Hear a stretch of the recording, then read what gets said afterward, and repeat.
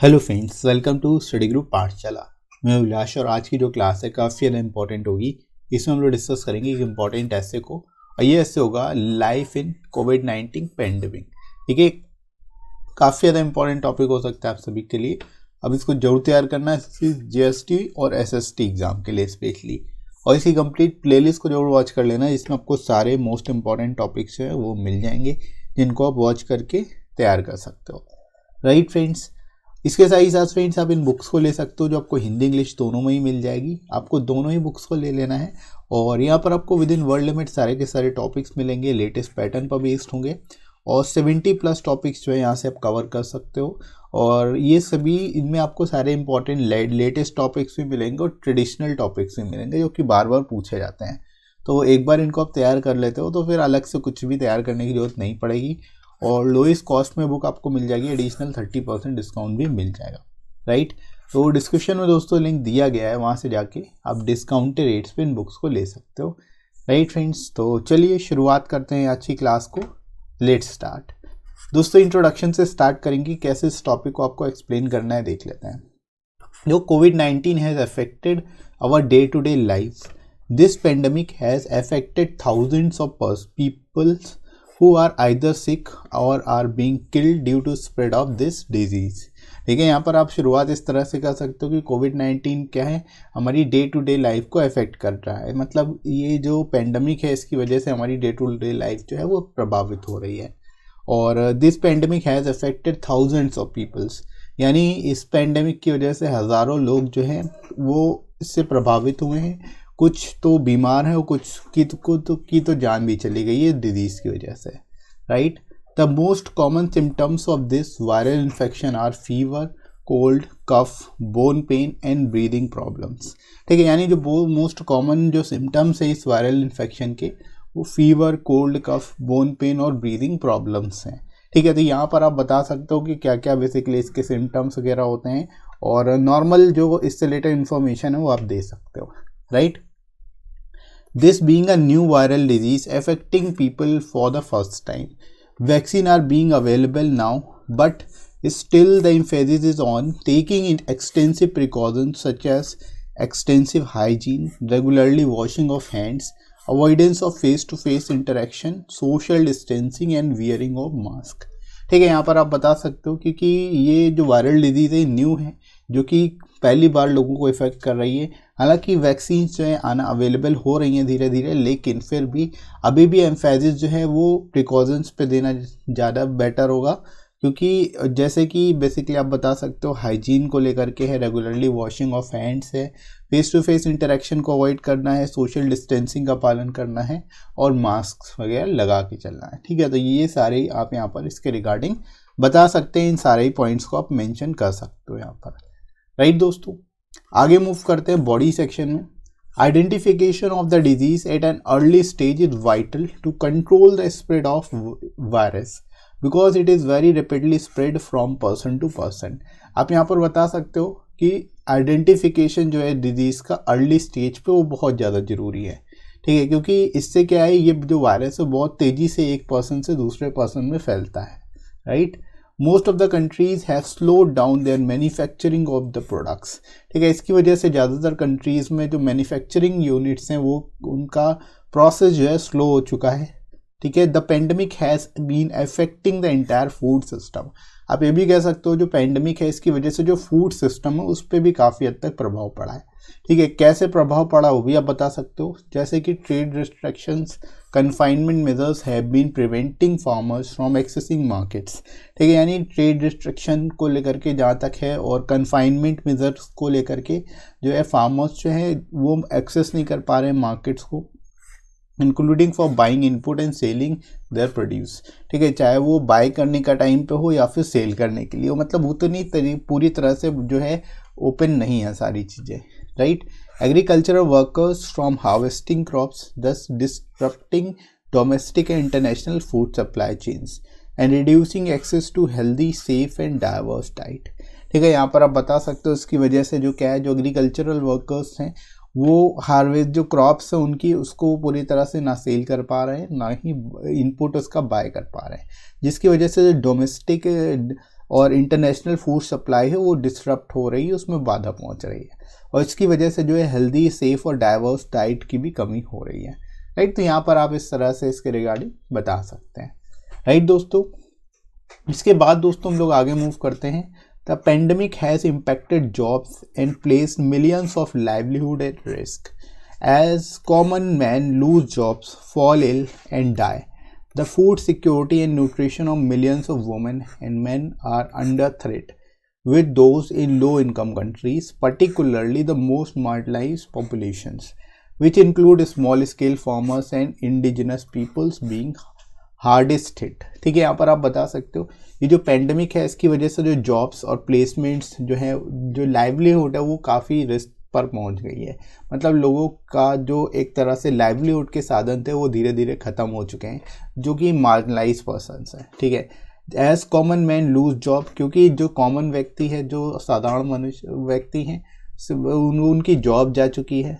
Fall ill and die, ज़्यादातर लोग बीमार और मर भी चुके हैं। Food security nutrition of millions women and men are under threat. अब फूड सिक्योरिटी भी क्या है, थ्रेट में है, क्योंकि फार्मर्स को उतना अच्छा जो है इनपुट भी नहीं मिल पा रहा है, जिसकी वजह से प्रोड्यूस भी उतना नहीं हो रहा है, right. With those in low income countries, especially low income countries में ये समस्या ज़्यादा है। Particularly the most marginalise population, ठीक है, जो मार्जिनलाइज पॉपुलेशन, जो गरीब पॉपुलेशन, उन पर सबसे ज़्यादा समस्याएँ हैं, राइट। विच इंक्लूड, अब इनमें कौन कौन से इंक्लूड है, small scale farmers, indigenous people, और ये सभी जो है इनको सबसे ज़्यादा प्रभावित किया है इस पैंडमिक ने, राइट। तो यहाँ पर आप इसके रिगार्डिंग जो है बेटर तरीके से एक्सप्लेन कर सकते हो, राइट दोस्तों। इसके बाद देखो, the various industries and sectors are affected by the cause of this disease, including the pharmaceutical industry, power sector and tourism. ठीक है, इसके अलावा आप बता सकते हो जो इंडस्ट्रीज और इंडस्ट्रियल सेक्टर्स हैं वो भी इस डिजीज़ के कारण काफ़ी हद तक प्रभावित हुए हैं। ठीक है, जिसमें कि फार्मास्यूटिकल इंडस्ट्री, पावर सेक्टर और टूरिज्म इंडस्ट्री है।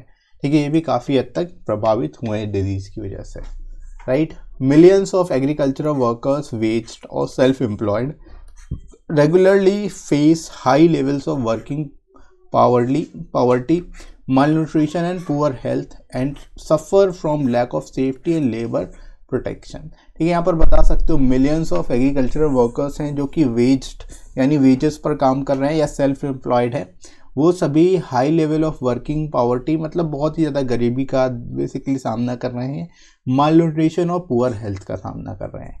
ठीक है, और इन लैक ऑफ सेफ्टी और लेबर प्रोटेक्शन की भी कमी है। तो ये सभी जो हैं प्रॉब्लम्स हैं जो आप बता सकते हो एग्रीकल्चरल सेक्टर के फॉर्म में। ठीक है, with low and irregular income and lack of social support, many of them are forced to continue working. ठीक है, अब देखो क्या होता है कि जो लो और इरेगुलर इनकम होने की वजह से और कोई सोशल सपोर्ट भी नहीं, इस वजह से क्या है, ये लोग फोर्स्ड होते हैं काम करने में। ठीक है, लगातार काम करने के लिए फोर्स किए जाते हैं। ठीक है, क्योंकि जब उनके पास कोई साधन ही नहीं होगा तो वो फिर अपने परिवार को खिलाएंगे क्या, है ना। तो ये क्या कर रहे हैं, अपने आप में फोर्स्ड हो रहे हैं, often in unsafe condition, especially जो अनसेफ कंडीशन में वर्क करने के लिए, just exposing themselves and their family to additional risk.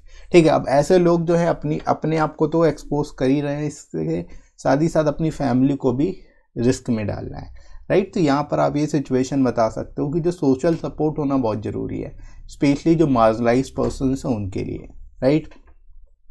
Further when experiencing income losses they may resort to negative cropping strategies.